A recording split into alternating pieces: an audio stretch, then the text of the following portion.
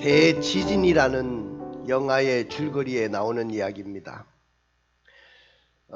건축업자인 한 남자가 주인공인데 자신이 맡은 건축물을 지나칠 만큼 철저하게 설계를 하는 사람이었고 시공을 하는 사람이었습니다.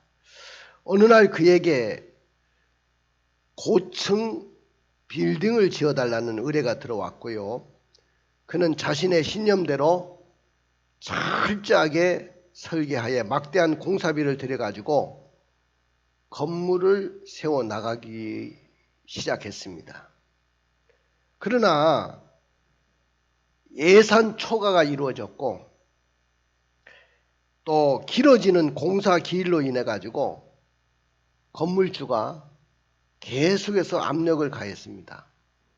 이렇게 하면 저는 건물을 못 짓습니다.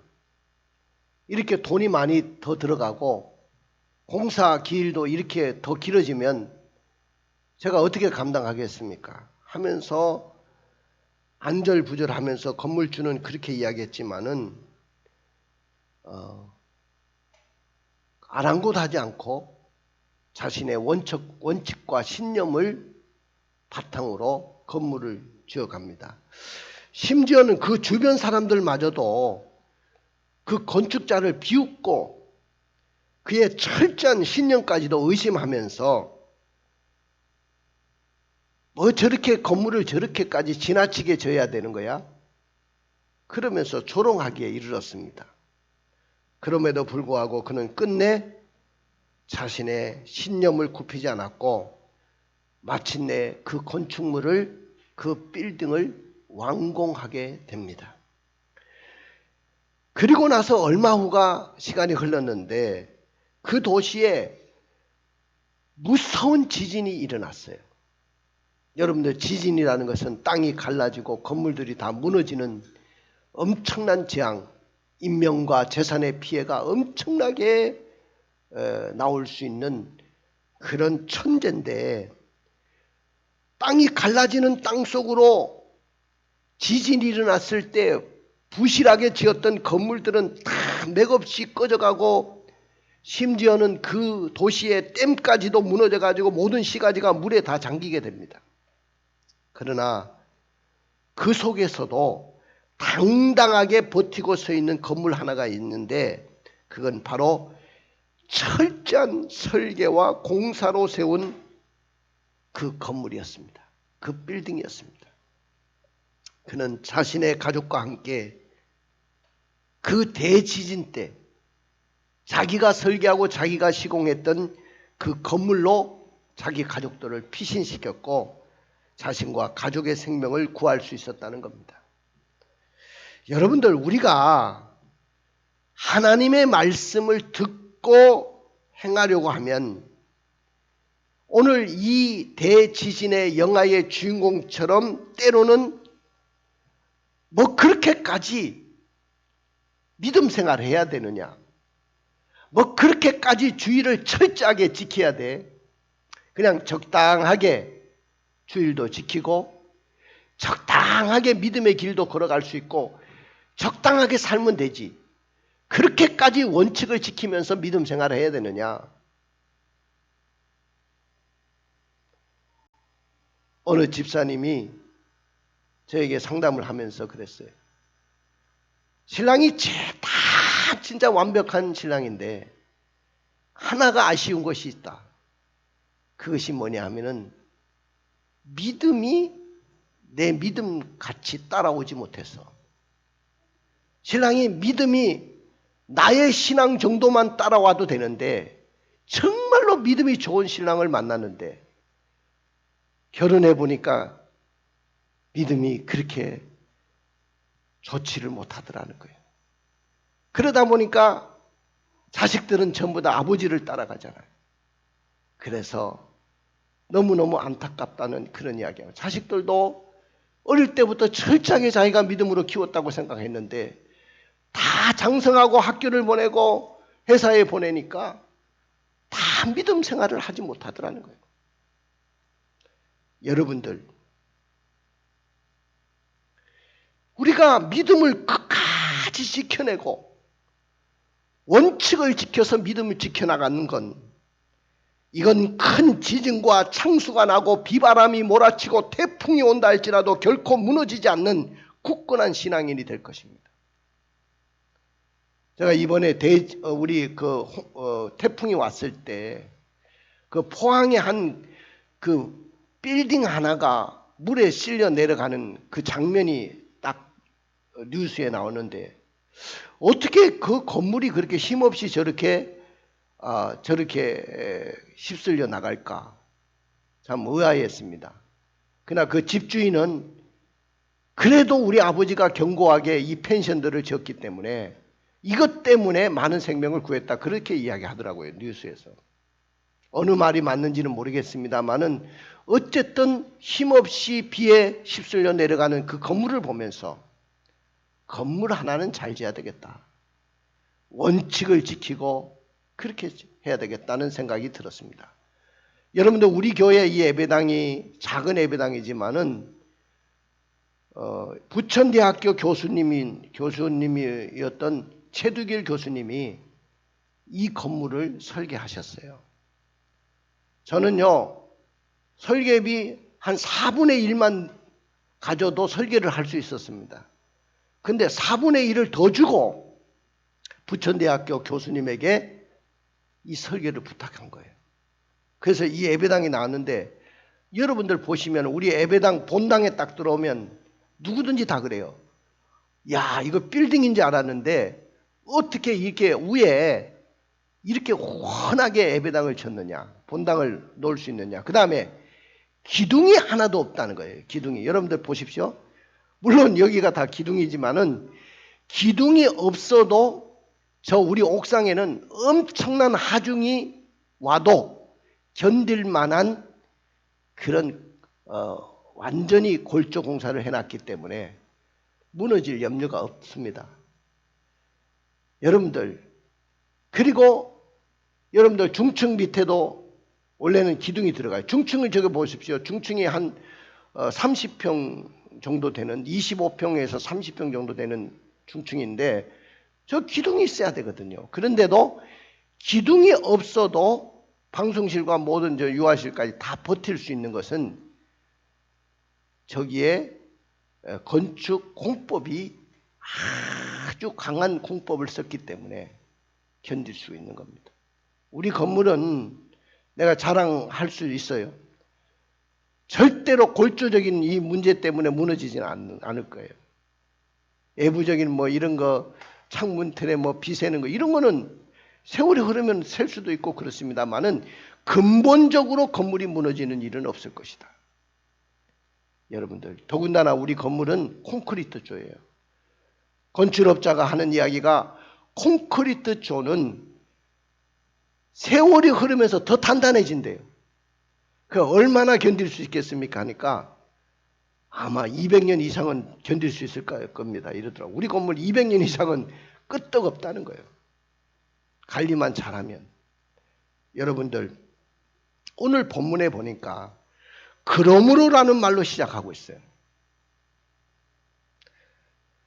그러므로라는 말은 앞에 말을 이어주는 말이거든요. 우리는 21절에서 사람들이 예수님 앞에 주여 주여라고 하면서 22절 한번 읽어볼까요?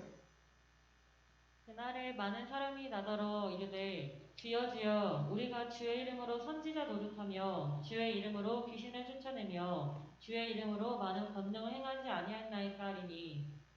예, 많은 사람들이 주님 앞에 와서 주여 주여 우리가 주의 이름으로 선지자 노릇도 하고 주의 이름으로 귀신도 쫓아내고 주의 이름으로 많은 권능을 행하지 아니했습니까? 라고 했는데, 그러나 마지막 날에 주님의 평가는 이겁니다. 23절입니다. 읽어보십시오.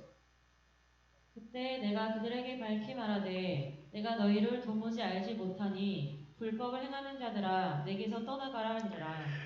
너희를 도무지 알지 못하니 불법을 행하는 자들아 내게서 떠나가라. 여러분들, 오늘 아무리 주의 이름으로 귀신을 쫓아내고 주의 이름으로 선지자 노릇하고 주의 이름으로 권능을 행했다 할지라도 법을 지키지 않고 불법을 행한 사람들은 내게서 떠나가라는 거예요. 예수님은 나에게 무엇을 했다고 말하지 마라. 우리가 예수님 앞에 갔을 때 내가 뭘 하고 왔습니다, 이 말을 하지 말라는 거예요. 내가 좋은 예배당 짓고 왔습니다. 내가 10,000명쯤 모이는 교회 목사였습니다. 내가 총회장을 지냈다, 노회장을 지냈다. 내가 정말로 사회적으로 큰일을 하고 왔습니다. 내가 대통령을 지내다 왔습니다. 국무총리를 지내다 왔습니다. 무엇을 했다고 말하지 마라. 네가 지금 어떤 상태에 있느냐를 묻고 있는 겁니다. 우리 상태가 어떠냐, 너의 상태가 무엇이냐고 묻고 계시는 거예요. 그러면서 결론적인 말씀으로 오늘 본문의 말씀을 하고 있는 거예요. 예수님은 나에게 무엇을 했다고 말하지 말라는 거예요. 내가 지금 어떤 상태냐고 묻고 계신 거죠. 그러니까 오늘 지혜로운 건축자와 어리석은 건축자를 서로 비교하면서 결국은 성도들로 하여금 행함이 있는 믿음의 자세를 갖고 살아야 된다. 니네들이 믿음이 있다고 한다면 행하는 믿음을 가져야 된다. 그걸 말하고 있어요. 그럼 예수님이 왜 오늘 산상수훈 마지막 시간인데, 산상수훈은 저 설교 중에도 마지막인데, 이 설교의 결론으로 지혜로운 건축자에 대해서 왜 말씀하셨을까요? 오늘 21세기를 살아가는 그리스도인들의 신앙생활이 지혜로운 건축자가 되려면 어떻게 살아내야 될까요? 아니면 어리석은 건축자로 사는 이유가 도대체 뭘까요? 나의 마지막 날 주님의 앞에 심판날에 서게 될 것인데 누구나 주님 앞에 다 서요. 그러면 어떻게 주님으로부터 평가를 받을 수 있다고 생각하십니까? 그래서 오늘 저의 설교 제목은 지혜로운 건축자가 되라, 이겁니다. 한번 따라해 봅시다. 지혜로운 건축자가 되라.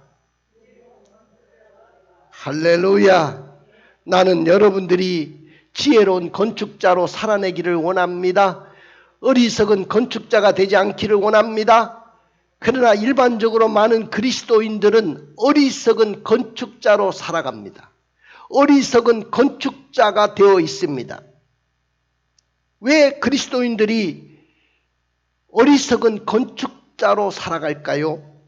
그것은 첫째로 주님의 말씀을 듣고 행하지 않는 자였기 때문입니다. 주님의 말씀을 듣고도 행하지 않는 자는 절대로 지혜로운 건축자가 아니라고 이야기했어요. 어리석은 건축자라고 말씀하고 있어요.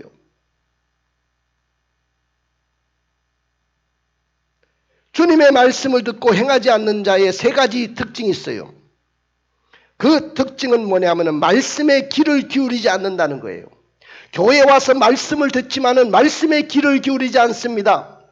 두 번째는 주님의 말씀을 듣고 행하지 않는 자의 두 번째 특징은 뭐냐면은 말씀을 자기 편리대로 받아들인다는 거예요.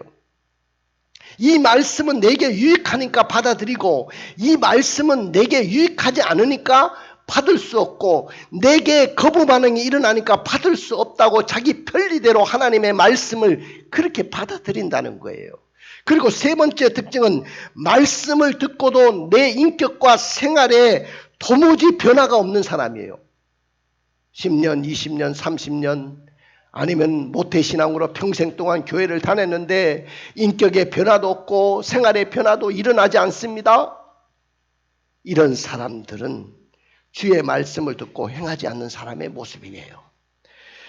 우리가 말씀을 듣기만 해서는 안 됩니다, 여러분들.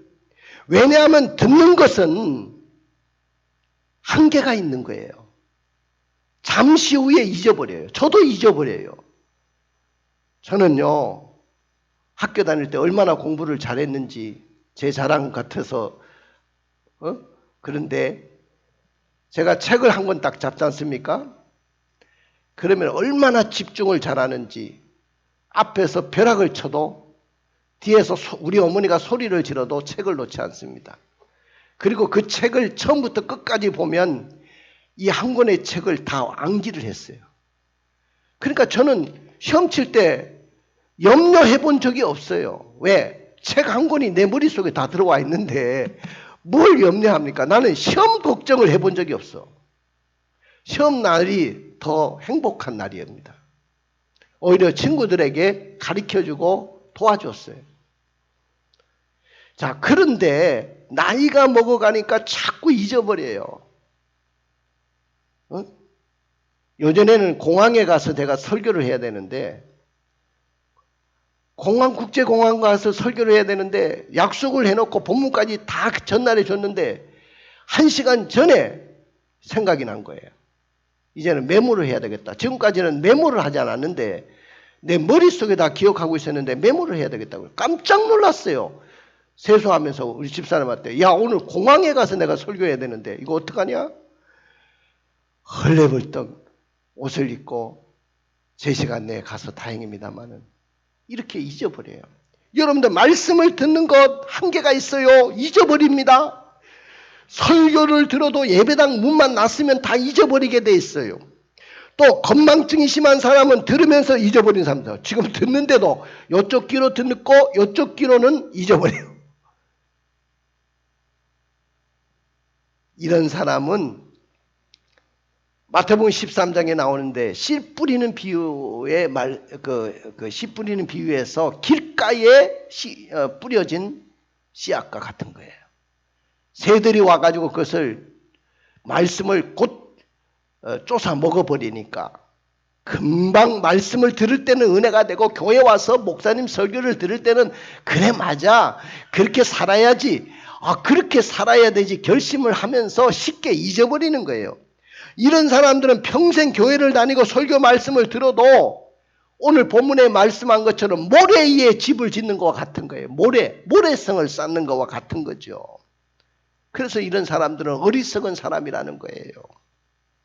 우리가 이런 어리석은 사람이 되지 않기 위해서는 말씀을 들으면 행해야 돼요.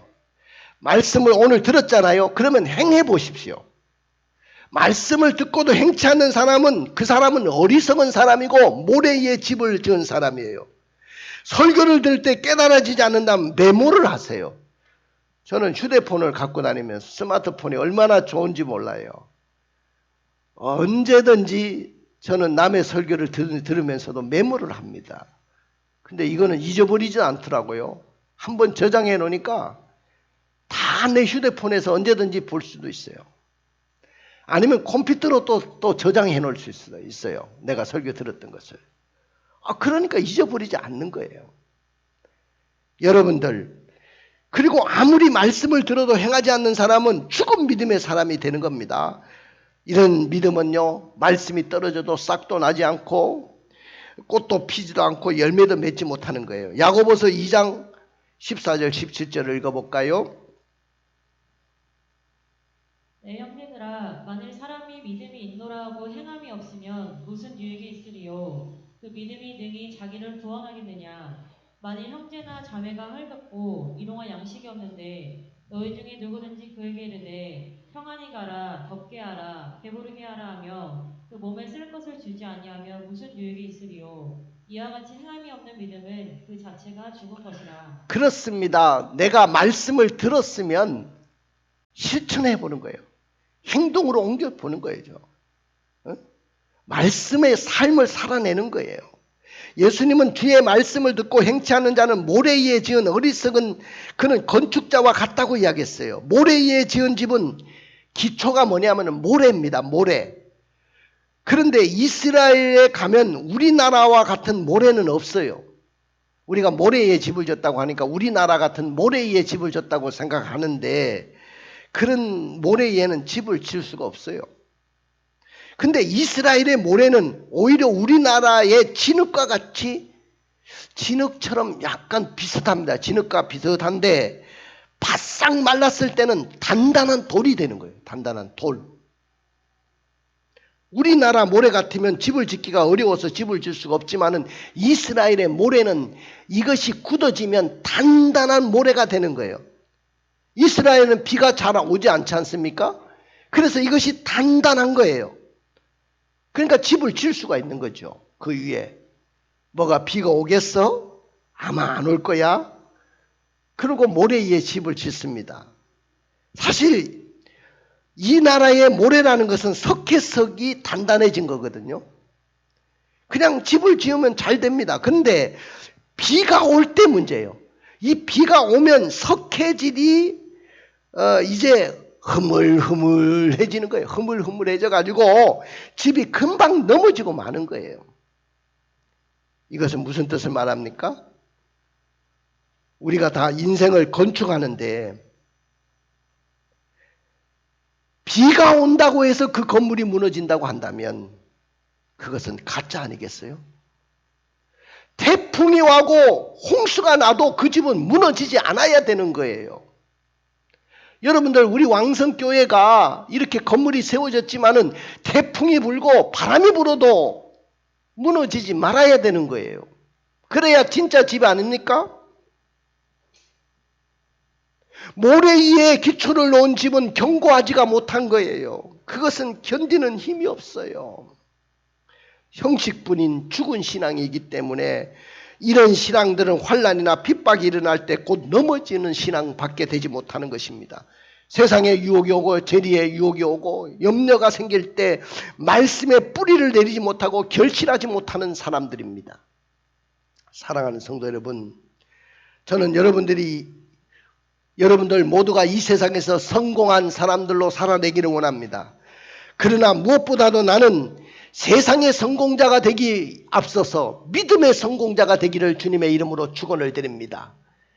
믿음의 성공자가 돼야 세상의 그 성공과 영광은, 세상의 축복은 잠시뿐이지만은 세상에서 내가 돈을 버는 것도 잠시뿐이고 세상에서 영광을 누리는 것도 명예를 얻는 것도 잠시뿐이지만은 여러분들 신앙의 성공은 이 땅에서뿐만 아니고 영원한 세계까지도 그것은 보장되는 것이기 때문에 나는 여러분들이 믿음의 성공자가 되기를 원합니다. 신앙에 성공하려면 마태복음 7장 21절의 말씀을 읽어보십시오.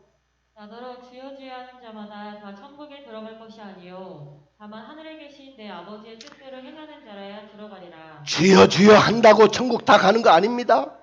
하늘에 계신 아버지의 뜻대로 살아야 천국에 가는 거예요. 천국 가는 길이 쉽다고 생각하십니까? 얼마나 중요한 말씀입니까? 하나님 말씀을 무시하고 관심도 없고 자기 좋을 대로 사는 사람은 하나님을 배신하는 사람이에요. 이런 사람들은 하나님 나라에 들어갈 수가 없어요. 근데 이런 어리석게 모래 위에 집을 지은 어리석은 건축자들의 말을 한번 들어보세요. 하나님, 저는 교회에 와서 설교를 들을 때 도무지 목사님의 설교가 귀에 들어오지 않습니다. 무슨 말씀을 하시는지 들어오지 않아요. 그리고 듣는 말씀은 한쪽 귀로 듣고 한쪽 귀로 흘러버리고 또 내가 듣고 싶은 것만 듣고 듣기 싫은 건 난 듣기 싫어요. 수많은 말씀을 들었지만은 아직도 나의 생활에 변화를 줄 만한 그런 말씀을 들은 적이 없습니다. 나의 신앙은 어디서부터 잘못된 것일까요? 그들은 이렇게 하소연합니다. 그럼에도 불구하고 오늘 예수님은 지혜로운 건축자가 되라고 말씀하십니다. 오늘 본문에 보니까 하나님은 건축물에 대해서 시험을 하시는 분이라고 했어요. 두 가지 시험을 하는데 하나님이 네가 건축물을 잘 세웠구나. 이 건축물이라는 것은 인생의 건축을 말합니다. 너의 인생을 잘 세웠구나. 두 가지를 보면 안다는 거예요. 하나는 비가 오면 안다. 건물을 세웠을 때 비가 와보면 그 건물을 잘 지었는지 못 지었는지 알 수 있어요. 비가 와도 비가 새지도 않고 비가 와도 누수가 생기지 않고 비가 와도 무너지지 않고 비가 와도 물이 차지 않으면 그 건물은 잘 지은 거예요. 우리 시련이 왔을 때 인생에 시련이 오고 어려움이 오고 바람이 불고 창수가 나고 또한 비가 내렸을 때 그때도 내 인생이 흔들리지 않는다고 한다면 내 인생의 건물을 잘 지은 거예요. 그리고 두 번째는 불이 났을 때입니다. 쉽게 지은 건물들, 샌드위치 판넬로 지은 이런 창고들 있지 않습니까? 쿠팡 창고라든지 이런 물류 창고들이 왜 쉽게 많은 인명의 피해를 내느냐 하면은 그냥 골조로 세우고요. 샌드위치 판넬로 그냥 갖다 붙이는 거예요. 집이 순식간에 그냥 다 불타버리는 거예요. 그러나 제대로 콘크리트 건물로 지은 이 건물은요, 여러분들 뭐 이 내부에서는 불이 나가면 어떻게 할 수가 없겠지만은 절대로 건물은 무너지지 않습니다. 우리 재림 때도 마찬가지예요. 이 두 가지로 시험한다는 거예요. 비가 내리고 또 불이 났을 때 그때 우리의 신앙의 공력이 드러나는데, 어떤 사람들은 뭐 나무로 집을 지는 사람도 있고 어떤 사람은 금으로 은으로 이렇게 집을 지은 사람도 있습니다. 근데 불이 나도 그 건물은 견딜 수 있다는 겁니다.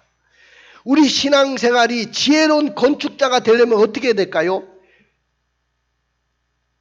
주의 말씀을 듣고 행하는 사람이 되어야 됩니다. 자, 우리 24절을 읽어볼까요? 그러므로 누구든지 나의 이 말을 듣고 행하는 자는 그 집을 반석 위에 지은 지혜로운 사람 같으리니. 누가 지혜로운 건축자입니까? 누가 지혜로운 그리스도인입니까? 누가 지혜로운 성도입니까?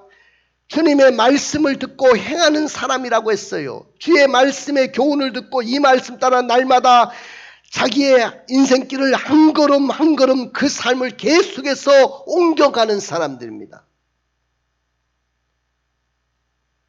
주와 같이 길 가는 것 즐거운 일 아닌가. 할렐루야. 한 걸음씩 한 걸음씩 가보는 거예요. 말씀대로 살아보는 거예요. 여러분들, 모든 사람들이 지금 이 성전에 모여가지고 또한 영상으로 들어와셔서 말씀을 듣고 있어요. 근데 이 말은 그 말씀이 모든 그리스도인들에게 적용되는 말씀이라는 뜻이잖아요. 오늘 이 말씀은 어느 누구에게나 적용되지 않는 말씀은 없어요. 특별히 그의 제자들에게 예수님이 산상 설교를 통해서 하신 말씀인데, 오늘 우리들에게, 우리 옆 사람에게, 특별히 나에게 주신 말씀이에요. 이 말씀을 듣고 과연 우리는 무엇을 할 수 있습니까? 여러분들이 지금까지 설교를 듣고 이 산상수훈의 설교를 들었는데 우리와 하나님의 관계가 개선됐습니까? 또 예수님의 삶을 지금 닮아가고 있습니까? 더욱더 믿음이 강해졌습니까? 다른 사람들과 교제하며 사는 것이 쉬워졌습니까? 기도를 더 잘하게 되었습니까? 모든 사람에게 도움 주는 일을 더 많이 하게 되었습니까? 그리고 더 믿게 되었습니까?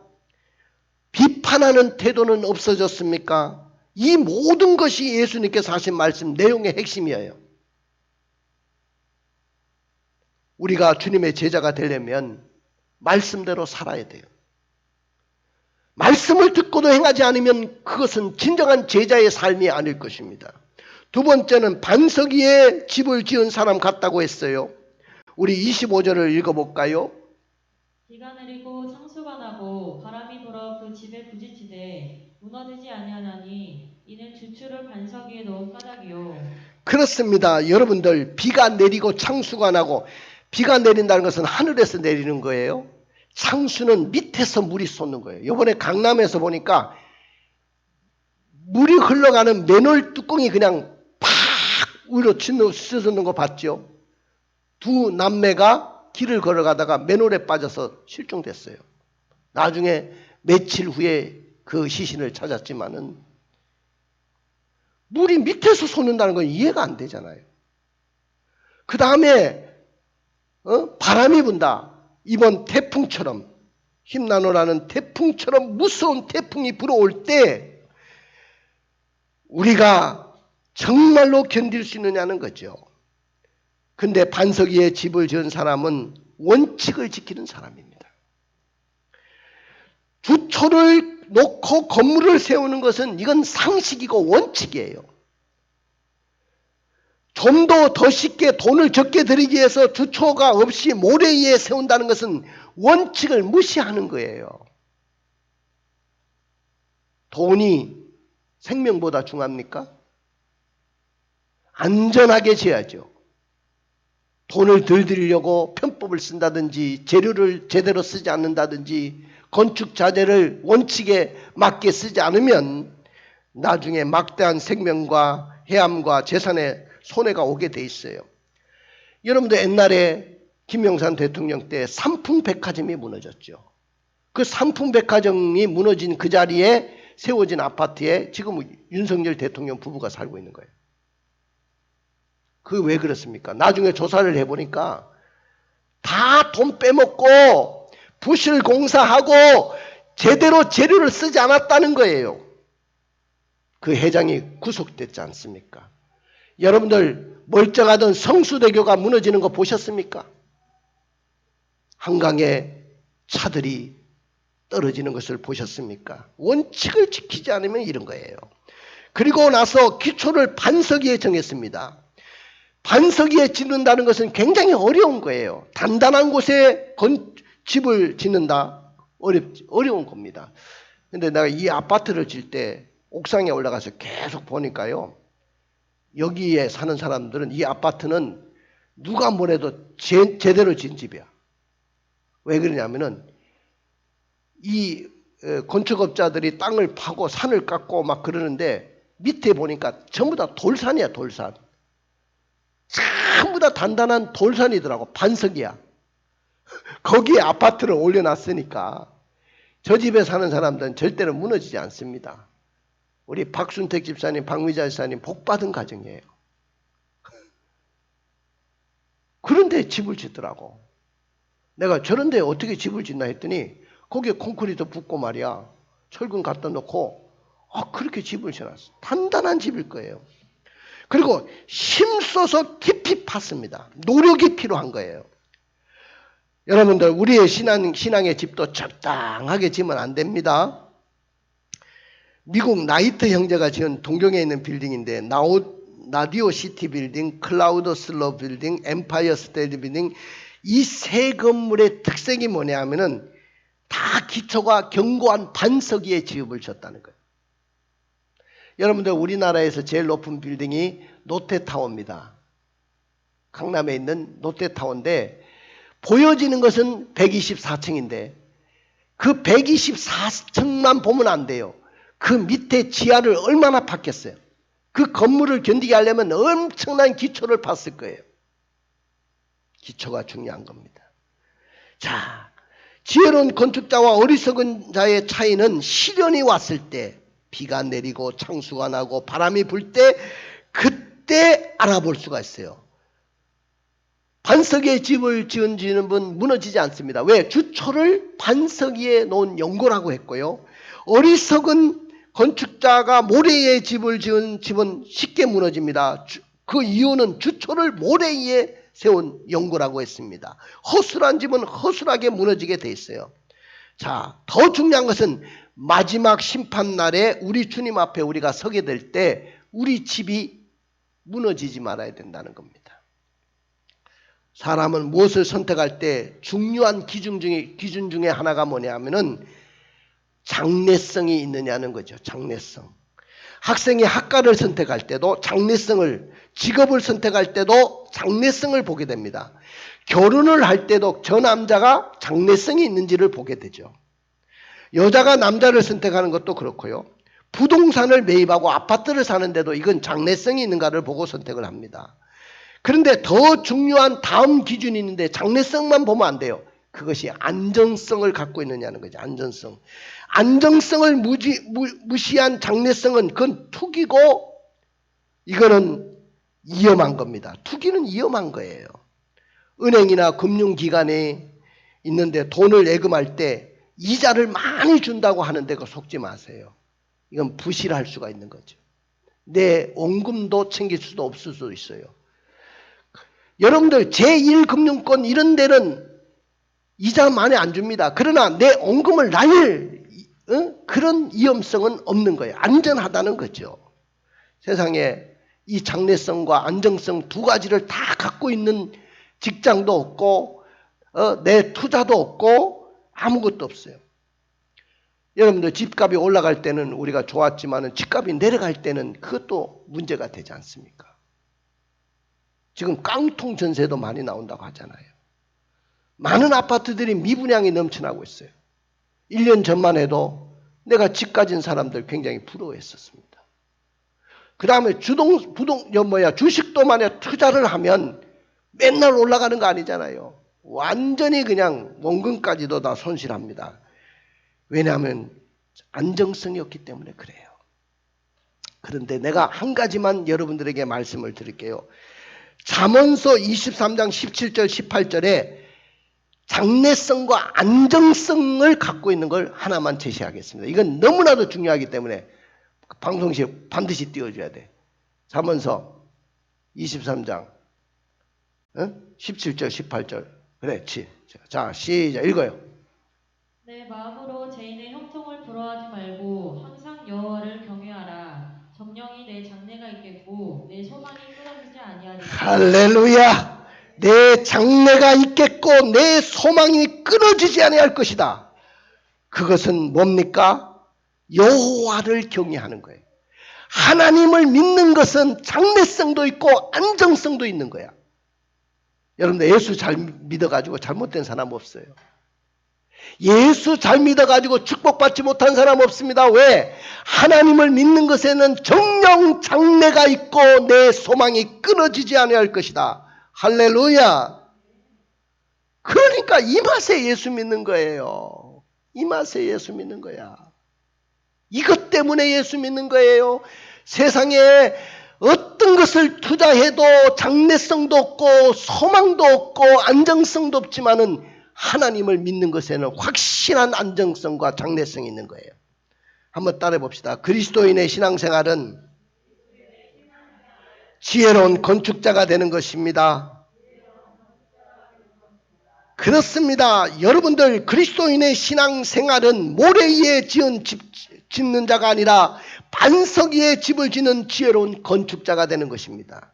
그리스도인의 신앙생활은 내가 지은 집이 비가 내리고 창수가 나고 바람이 불어 그 집에 부딪히되 무너지지 않기 위해서 지혜로운 건축자로 살아내는 거예요. 그리스도인의 신앙생활은 주님의 말씀을 듣고 행하는 자가 되어서 그 집을 반석 위에 지은 지혜로운 건축자가 되는 것입니다. 그러나 만일 우리가 지혜로운 건축자가 아니고 반석 위에 집을 짓지 않고 어리석은 건축자가 돼가지고 모래 위에 집을 짓게 된다면 집은 쉽게 지을 수 있는지 모르겠지만은 창수가 나고 바람이 불고 비가 내릴 때 부딪히되 무너짐이 심하고 많은 손해를 보게 될 것이고 마지막 심판날에도 우리의 신앙이 가짜로 드러나게 될 것입니다. 그러므로 그리스도인의 신앙생활은 지혜로운 건축자가 되는 거예요.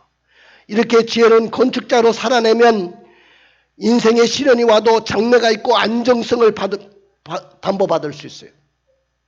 주님의 심판대에 서는 날에 든든하게 서게 될 것이고요. 물가에 심겨진 나무처럼 시절을 쫓아라 열매를 맺고 가뭄의 해도 걱정이 없고 그 행사가 다 형통하게 될 것입니다. 내가 성공이라는 단어는 그리스도인들이 쓰지 말라고 했죠. 그리스도인은 성공이라는 단어를 쓰는 게 아니고 형통이라는 단어를 쓰라고 했어요. 형통. 그 더군다나 만사 형통이라는 말을 씁시다. 할렐루야. 따라해 봅시다. 만사 형통. 이 만사 형통은 신앙 안에서 주어지는 거예요. 가슴에 손을 얹고 눈을 감아 보십시오. 나는 여러분들이 기적의 주인공, 역전의 주인공이 되기를 원합니다. 그러려면 지혜로운 건축자가 되십시오. 지혜로운 건축자로 살아낼 때 모든 것이 회복되고 복이 될 것입니다. 결심도 중요하지만 실천이 중요한 거예요. 믿음 안에서 비전을 가진 사람이 되어야 됩니다. 꿈은 시작점 때부터 둘입니다. 신념이라는 것이 있고 신앙이라는 것이 있어요. 신념은 나로부터 시작하는 거예요. 내가 할 수 있다는 나로부터 시작하는 겁니다. 신앙은 나로부터 시작하는 것이 아니고 하나님으로부터 시작하는 거예요. 그렇기 때문에 신앙생활은 장래성과 안정성을 갖고 있어요. 원칙을 지키는 사람이 되십시오. 어렵더라도 반석 위에 집을 짓는 지혜로운 건축자가 되십시오. 그래야 장래성과 안정성이 있습니다. 기도하는 사람이 되십시오. 기도하는 사람에게는 장래성과 안정성이 있습니다. 기도 응답은 하나님의 약속이고 하나님의 능력이고 하나님의 은혜입니다. 그래서 기도하기로 결정하십시오. 우리 다 같이 일어나셔서 저와 찬양